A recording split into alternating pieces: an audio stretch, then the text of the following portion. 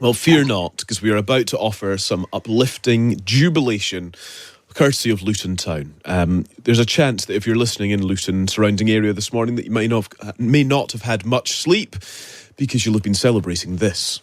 From non-league to Premier League in just 9 years, an incredible story that will take some beating. Rob Edwards, once an arrival, is now the toast of Bedfordshire. The man that has finally taken them back to the top flight into the Premier League for the first time. Playoff heartbreak is now a thing of the past. It's lucky number 7 for Luton in the end of season jamboree. And they'll be off to Manchester City, Arsenal, Liverpool, Newcastle and Manchester United next season.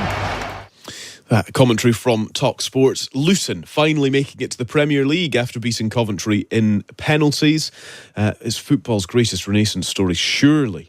Let's ask Tony Murray, chair of the Luton Town Supporters Trust, who we have coaxed onto the radio this morning after not many hours sleep. Tony, congratulations. How are you doing?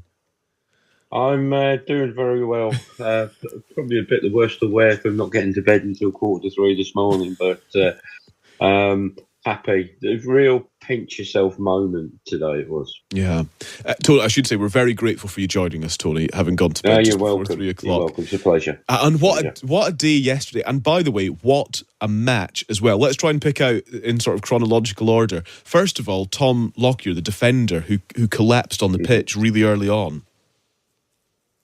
Yeah, that was a blow because he's been a mainstay for us. Tom has. He's played really well. And of course, he scored our second goal in the second leg against Sunderland in the semi-final.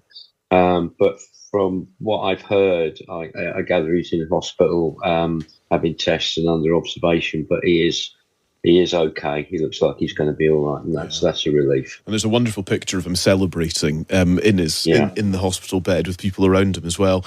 Just in terms then of the team's performance from there on out, I mean, what a blow early on in the match. But for the team to pick up and to keep going, how do you feel about the team in light of what they've achieved? Oh, I'm so proud. I'm so proud to be a Luton fan at the moment, and that team, they've I don't think I've quite seen anything like it before. The way they're all together as a unit, and the way the club are with the supporters and everything, it's just fantastic. It's a real fairy tale. Having been at the depths of despair 15 years ago, spending 5 years in non-league, and then getting to the Premier League in 10 years, it's just unbelievable. It's a real fairy story. It's absolutely amazing. Absolutely amazing. Let's go to the other end of the match and talk about Joe Taylor, who thought he'd scored the winning goal for Luton. What did you do when that goal was scored? I was out of my seat, jumping up and down. I thought he was definitely done it, but looking back, it was the right decision. It was handball, so deflating and. Luton, they never do it the easy way. They always take the hard route. They put you through the ringer. Yeah. But I've got to say, commiserations to Coventry City. A real good club. I wish them all the luck in the world because they've been through the ringer as well. And it's actually a horrible, horrible way to lose a football match because we've been there and experienced it ourselves. Yeah, and the penalty shootout that followed. Tell us about the team and the club, Tony, and its place and standing in the community, and what it has meant to, you described the depth of despair 15 years ago to absolutely now the highest of highs. Just describe for us what this will mean for the community.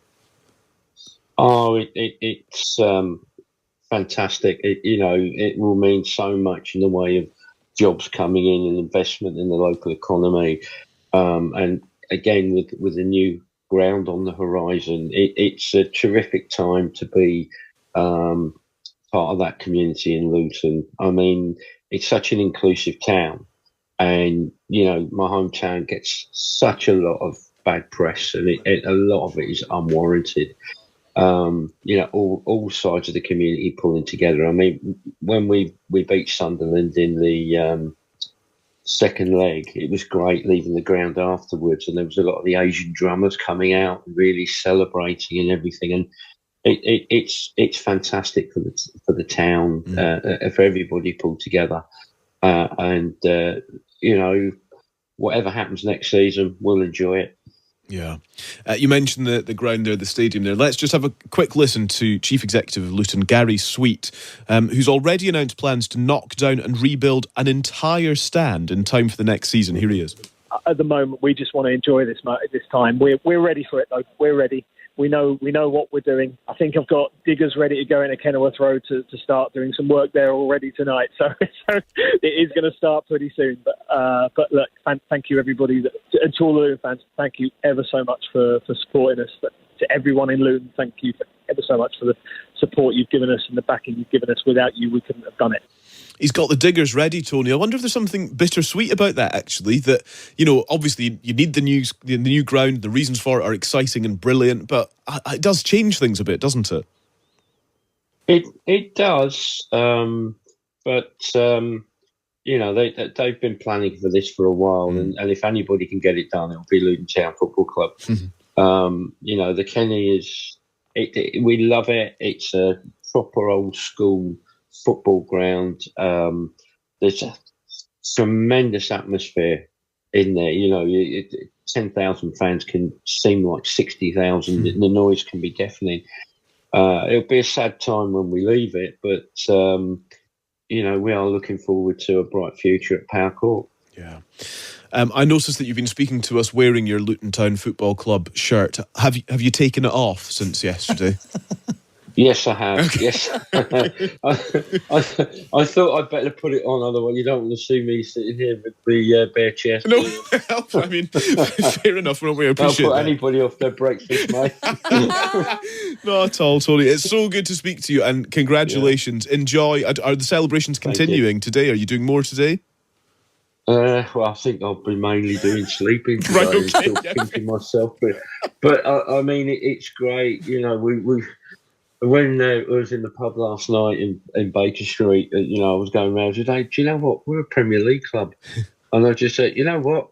We haven't lost in the Premier League. It was all stupid moments like that, and it's just fantastic. It was great to celebrate it with our fellow supporters, my family, and everything else. And as I said, we'll live in the moment.